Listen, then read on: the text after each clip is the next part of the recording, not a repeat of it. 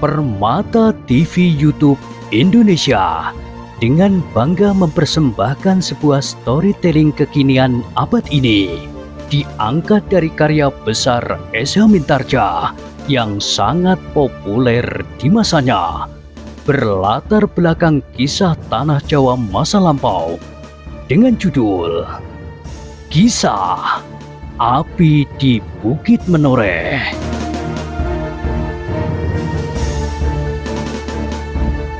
Pada kesempatan yang sangat baik ini, kita masuk pada episode yang ke-535. Selamat menikmati.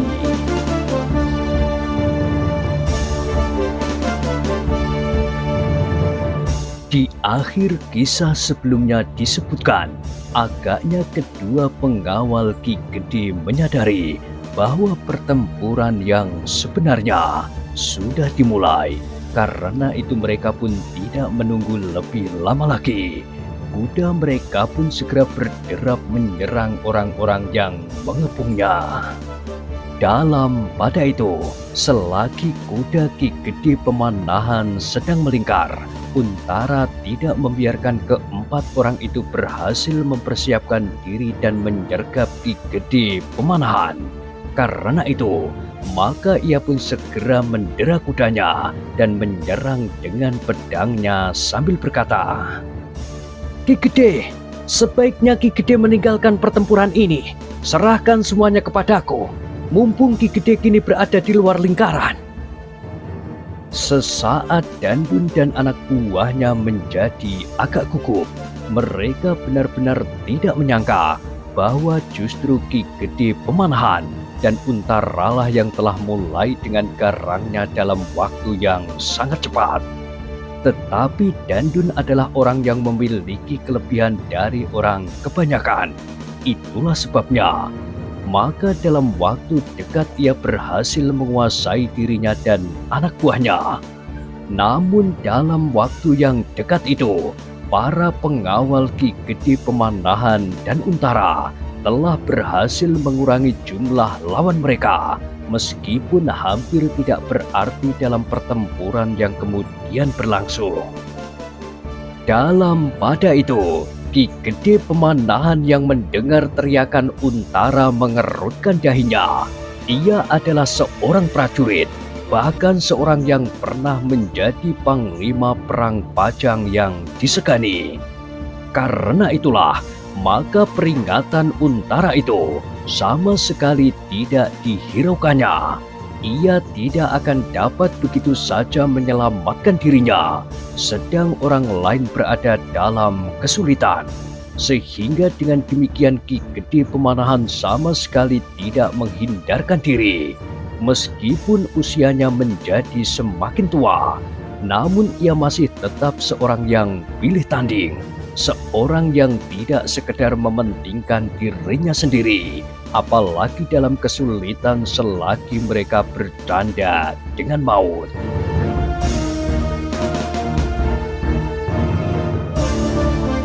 Dengan demikian maka Ki Gede Pemanahan yang sudah berada di luar kepungan itu justru sudah siap menyerbu lawannya. Sejenak Ki Gede mempersiapkan diri dan memperhitungkan keadaan. Kemudian kudanya pun berderap dengan lajunya. Sementara itu, beberapa orang lawannya sedang mempersiapkan dirinya melawan Untara. Ki Gede Pemanahan yang memiliki pengalaman yang cukup, bahkan berlimpah itu melihat ujung-ujung senjata yang sudah siap menyambut Untara. Sebuah desir yang tajam telah menyentuh jantungnya. Meskipun Untara seorang senopati yang terpercaya, ternyata bahwa umurnya yang masih muda sangat mempengaruhi sikapnya di peperangan. Serangannya terhadap lawan-lawannya saat itu justru telah membahayakan dirinya. Namun Ki Gede Pemanahan pun menyadari bahwa Untara sengaja memancing perhatian lawan-lawannya agar mereka tidak terikat kepada Ki Gede Pemanahan saja. Tetapi perbuatan itu adalah perbuatan yang bodoh. Sekilas melintas di pikiran Ki Gede Pemanahan. Ternyata Untara tidak menyadari dengan siapa ia berhadapan. Itulah sebabnya Ki Gede Pemanahan tidak melepaskan saat yang sekejap. Pada saat Untara terperosok ke dalam bahaya di antara keempat bersaudara dari kaki Gunung Lawu itu, Ki Gede Pemanahan dengan garangnya telah menyerang mereka dengan kerisnya, sehingga dengan demikian pemusatan serangan keempat orang itu menjadi pecah. Namun keempat orang itu masih berhasil menghindari serangan yang menyambar mereka. Mereka sempat meloncat ke arah yang berlawanan sambil merendahkan diri. Selagi kuda-kuda yang menyambar itu lewat, Dandun yang memiliki pengalaman terbanyak dibanding dengan adik-adiknya segera mengatur diri. Dengan lantang ia berkata kepada adiknya yang kedua, "Hadapi senopati dari Pajang itu. Yang lain akan membantu aku membinasakan Ki Gede Pemanahan."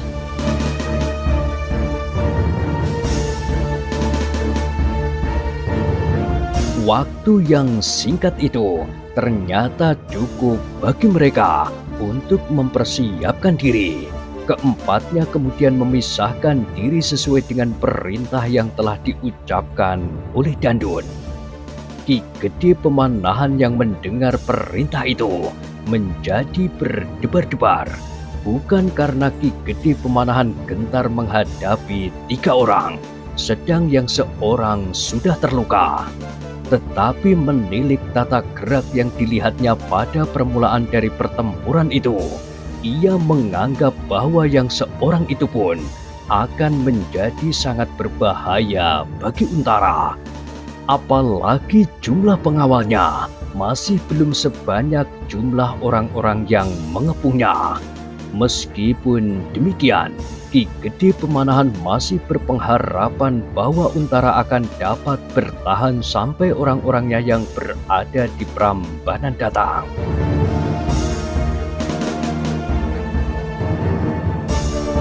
Demikianlah kemudian terjadi pertempuran yang sengit. Ki Gede Pemanahan yang masih berada di atas kudanya harus melawan 3 orang lawan. Sedang Untara seorang diri melawan salah seorang dari keempat bersaudara dari Gunung Lawu itu. Namun sejenak kemudian mulai nampak bahwa orang lereng Gunung Lawu itu benar-benar mampu mendesak Untara. Sekali-sekali Untara harus menyingkirkan kudanya menjauhi lawannya yang dapat bergerak dengan cepat sekali. Sementara itu, Ki Gede Pemanahan sendiri harus menghadapi 3 di antara mereka. Untunglah bahwa ia berhasil melukai yang seorang dari ketiganya, yang ternyata semakin lama menjadi semakin lemah dan hampir tidak berdaya sama sekali. Dengan lincahnya Ki Gede Pemanahan masih selalu berhasil menghindarkan dirinya dari serangan kedua lawannya, meskipun setiap kali ia harus selalu menjauhi mereka. Untunglah bahwa kuda Ki Gede Pemanahan itu rasa-rasanya mengerti setiap isyarat yang diberikan oleh Ki Gede, sehingga dalam pertempuran itu kudanya terasa sangat membantunya. Tetapi dalam pada itu, Ki Gede Pemanahan menjadi berdebar-debar melihat Untara. Ternyata seorang pengikut orang-orang dari kaki Gunung Lawu itu telah mendekati lingkaran pertempuran dan langsung membantu melawan Untara. Sehingga dengan demikian, Untara segera terlibat dalam kesulitan. Ki Gede Pemanahan adalah seorang prajurit. Itulah sebabnya maka ia tidak dapat sekedar mementingkan keselamatannya sendiri, apalagi ia tahu bahwa kedatangan Untara ke tepi kali opak itu adalah sekedar menyelamatkan jiwanya. seperti yang diperintahkan oleh Sultan Hadiwijoyo.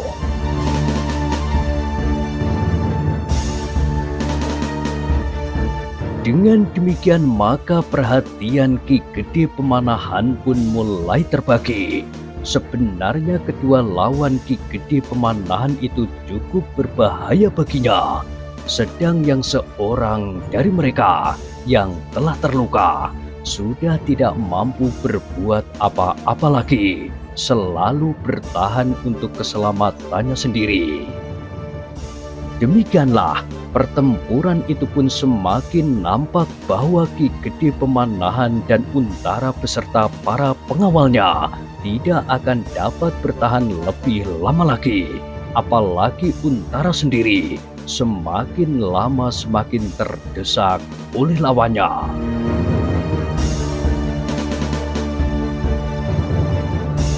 Bahkan kemudian Untara benar-benar berada dalam kesulitan ketika kedua lawannya sempat memisahkan diri dan berani sebelah menyebelah kuda Untara. Keduanya pun telah siap mengayunkan senjatanya menyerang dari dua arah. Untara masih akan dapat menangkis serangan itu, tetapi tidak kedua-duanya dalam saat yang bersamaan dan dari arah yang berseberangan. Meskipun kudanya berderap terus, namun kedua ujung senjata yang teraju dalam waktu yang bersamaan itu benar-benar sangat berbahaya baginya. Tidak ada jalan lain bagi Untara selain memanfaatkan kudanya. Karena itulah, maka ia menarik kendali kudanya dan menderanya ke arah salah seorang dari kedua lawannya itu. Ternyata Untara berhasil mengusir salah seorang dari mereka, tetapi orang itu hanya sekedar meloncat selangkah. Ketika Untara sempat menangkis serangan yang seorang lagi, maka orang itu, salah seorang dari keempat saudara dari kaki Gunung Lawu itu, dengan sigapnya meloncat maju dan mengayunkan senjatanya mengarah ke lambung Untara. Untara sama sekali tidak mendapat kesempatan untuk mengelak atau menangkis serangan itu selagi kudanya sedang berderap. Seandainya ia memaksa menarik kekang kudanya ke samping, maka kuda itu akan melonjak atau bahkan akan berguling jatuh. Karena itu, tidak ada jalan lain bagi Untara kecuali mencoba mengelakkan serangan itu dengan menjatuhkan dirinya dari kudanya. Tepat ketika senjata itu mematuk lambungnya, Untara terpaksa melepaskan kendali kudanya dan menjatuhkan diri ke sebelah lain dari kuda itu.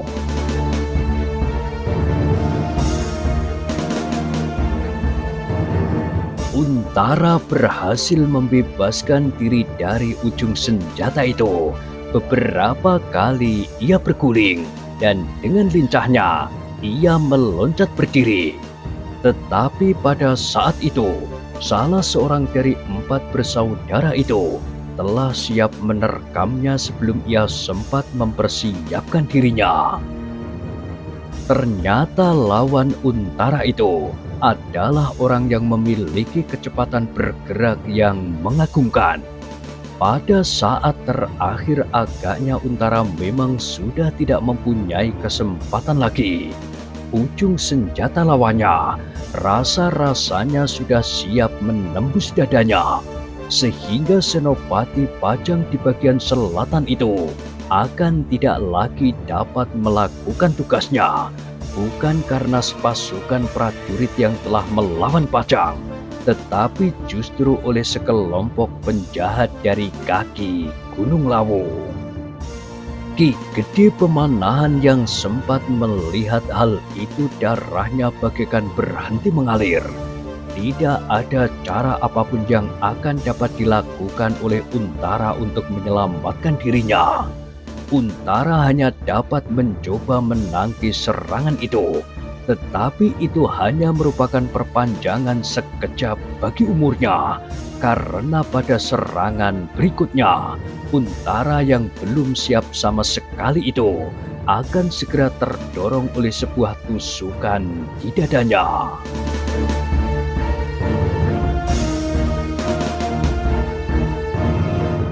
Pada saat yang mendebarkan itulah, ternyata Ki Gede Pemanahan yang harus melawan dua dari keempat bersaudara itu tidak dapat membiarkan hal itu terjadi. Tetapi jarak Ki Gede Pemanahan tidak terlampau dekat dari Untara.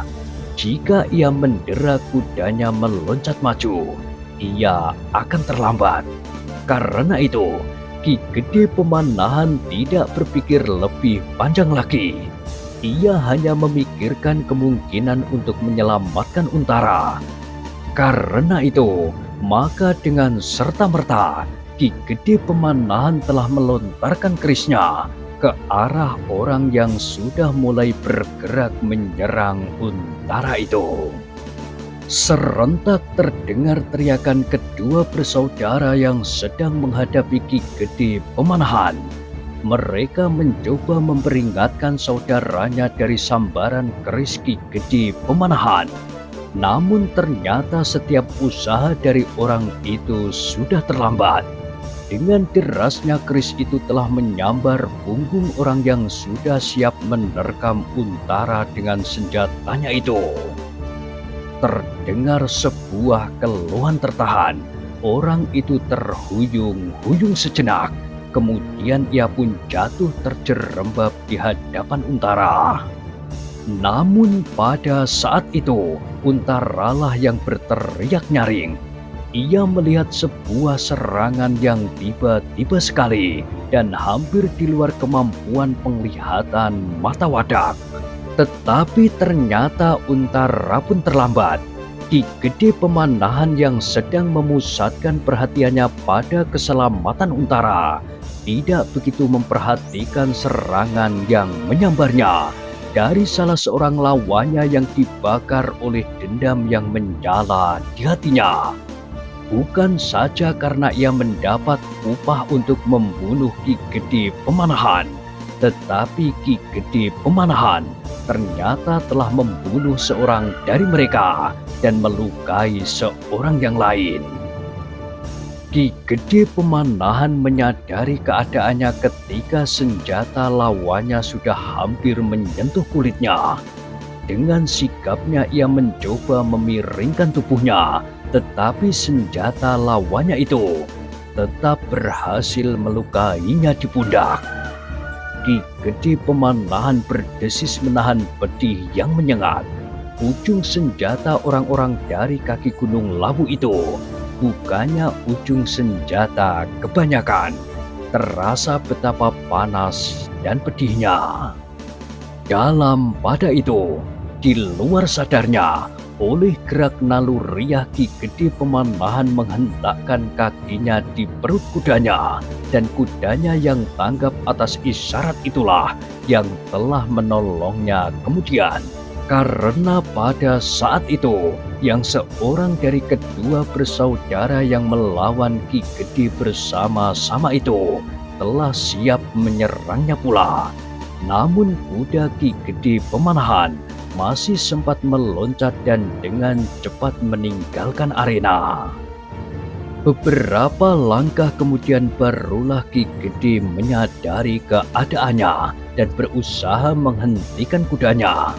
Ketika ia berpaling, dilihatnya ketegangan yang luar biasa. Yang ada di arena itu adalah Untara dan para pengawal. Sedang di pihak lawan, masih ada dua orang bersaudara dari Gunung Lawu yang ternyata memiliki ilmu yang tinggi.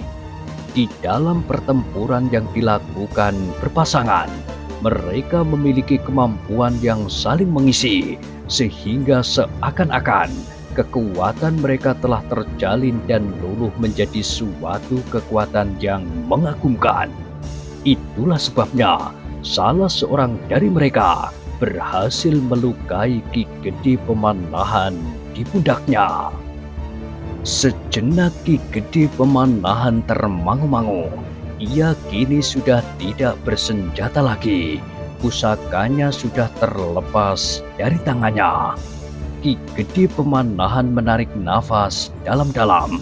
Adalah pantang melepaskan pusaka, tetapi ia tidak dapat membiarkan Untara mati di peperangan itu.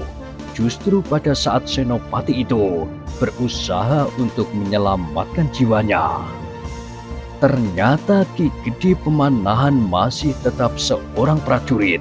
Meskipun darah sudah mengucur dari lukanya, namun ia tidak akan beranjak pergi. Ia tidak dapat membiarkan Untara dan para pengawalnya menjadi banten dan mati terkapar di tepi Kali Opak, karena Ki Gede yakin bahwa mereka tidak akan mampu melawan orang-orang dari Gunung Lawu itu. Jika mereka dibiarkan saja bertempur, maka Untara dan para pengawal itu tentu akan tumpas. Ki Gede Pemanahan merenung sejenak. Lukanya telah membuatnya sangat marah. Meskipun sebagai seorang yang sudah kenyang mengalami peristiwa yang dahsyat, ia masih tetap dapat berpikir. Tiba-tiba saja Ki Gede Pemanahan itu meloncat turun dari kudanya. Sejenak ia diam sambil menundukkan kepalanya. Kedua telapak tangannya digosok-gosokkannya yang satu dengan yang lain. Dan sesaat kemudian, maka Ki Gede Pemanahan itu pun menengadahkan kepalanya. Sejenak ia berdiri mematung, namun kemudian ia pun meloncat menggapai sebuah ranting pohon cangkring yang tumbuh di pinggir Kali Opak.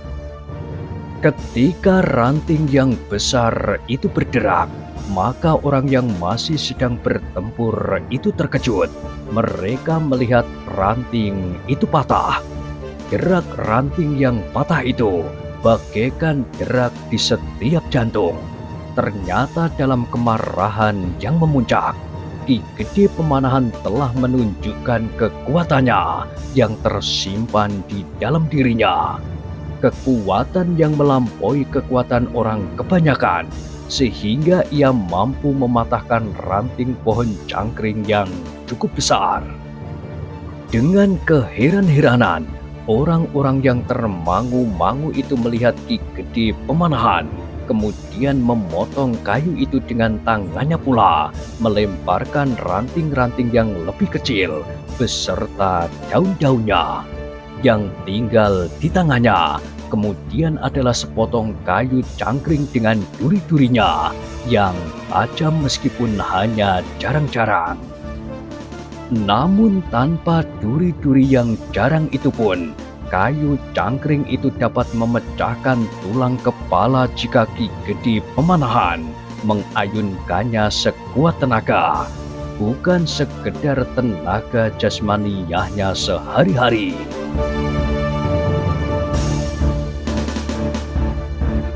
Sejenak kemudian selangkah demi selangkah Ki Gede Pemanahan yang sudah terluka itu maju mendekati arena pertempuran. Dandun, seorang adiknya dan seorang lagi yang terluka, memandang Ki Gede Pemanahan dengan tanpa berkedip. Mereka adalah orang-orang yang pilih tanding, namun melihat sikap dan tatapan mata Ki Gede Pemanahan, mereka menjadi berdebar-debar juga. Namun demikian, Dandun dan adiknya berhasil menguasai perasaannya. Pengalamannya dalam petualangan yang bertahun-tahun membuat mereka berhasil mengendapkan keheranan mereka. "Kita harus berhati-hati," berkata Dandun. "Tetapi Ki Gede tidak akan dapat melawan kita berdua. Yakinlah." "Ya, aku sudah dapat menimbang kemampuannya. Tidak terlampau jauh dari kau. Dengan demikian bersama aku, kita tentu akan menang. Kita biarkan saja Senopati itu untuk sementara. Biarlah orang-orang lain yang menyelesaikannya, atau setidak-tidaknya menahannya." Sejenak kemudian kedua bersaudara dari Gunung Lawu itu pun segera mempersiapkan diri.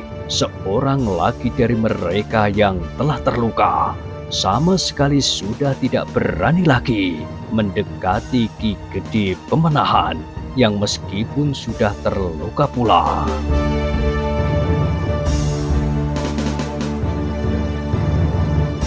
Aku terpaksa melakukannya, geram Ki Gede Pemanahan. Kalian telah mendahului menitikkan darah dari tubuhku.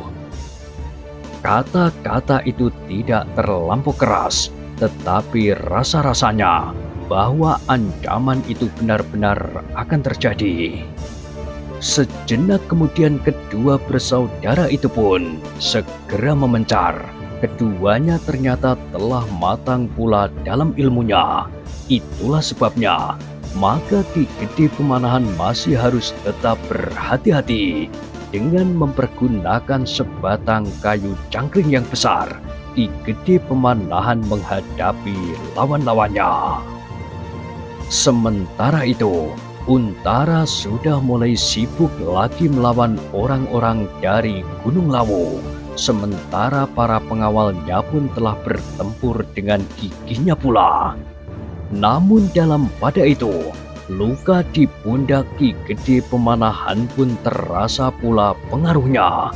Semakin banyak ia mengerahkan tenaganya, maka rasa-rasanya darahnya menjadi semakin banyak mengalir. Tetapi Ki Gede Pemanahan sama sekali tidak menghiraukannya. Meskipun ia menyadari bahwa kedua lawannya itu adalah orang-orang yang memiliki kelebihan, namun ia harus melawannya. Untara yang sudah kehilangan lawan tangguhnya itu kini menjadi agak bebas bergerak. Meskipun demikian, orang-orang dari Gunung Lawu yang lain telah melawannya dalam kelompok kecil yang kadang-kadang sangat membingungkannya. Sedang pengawal Untara yang hanya 4 orang dan 2 orang pengawal Ki Gede Pemanahan itu telah berkurang dengan seorang yang mengalami luka parah dan seorang lagi luka meskipun ringan. Untara terkejut ketika ia mendengar sebuah cerit melengking. Agaknya Dandun telah mulai menyerang Ki Gede Pemanahan untuk menghadapi kayu cangkring, dan agaknya dilambari dengan segenap ilmu yang ada pada Ki Gede Pemanahan. Maka Dandun dan seorang adiknya itu pun sampai pada puncak ilmunya pula.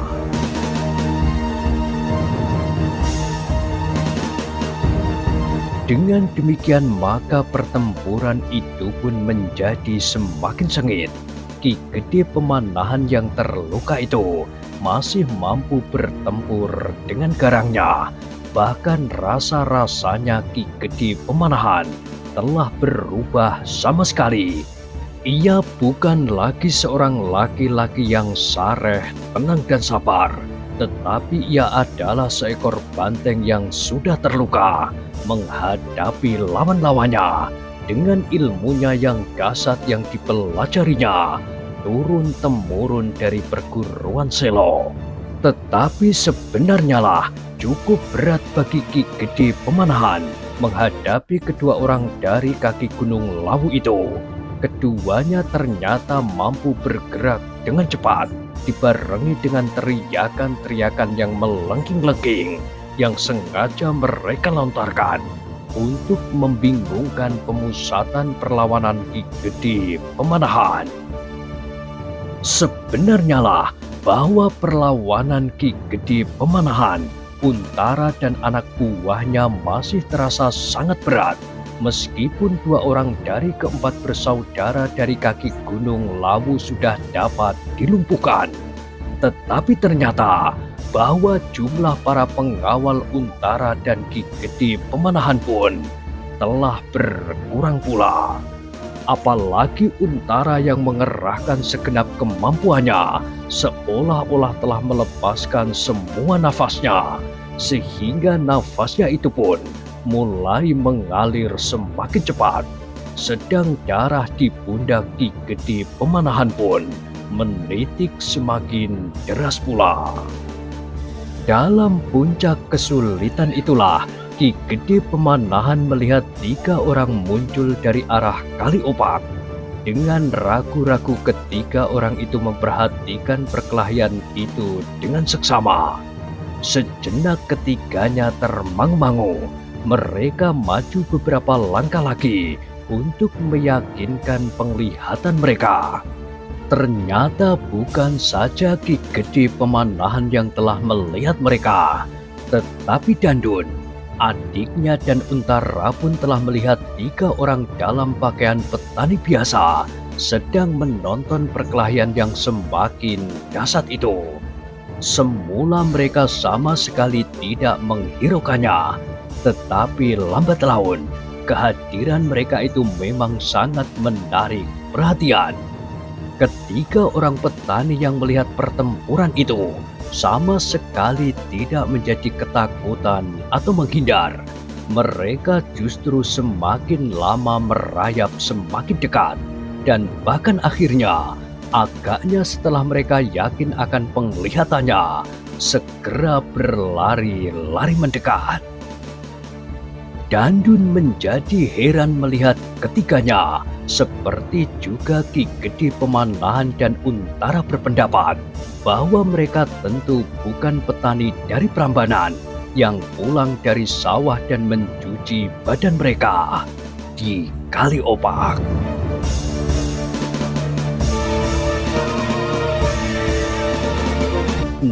Nah, bagaimanakah kisah selanjutnya? Silahkan ikuti terus kisah Api di Bukit Menoreh pada episode berikutnya. Sampai jumpa.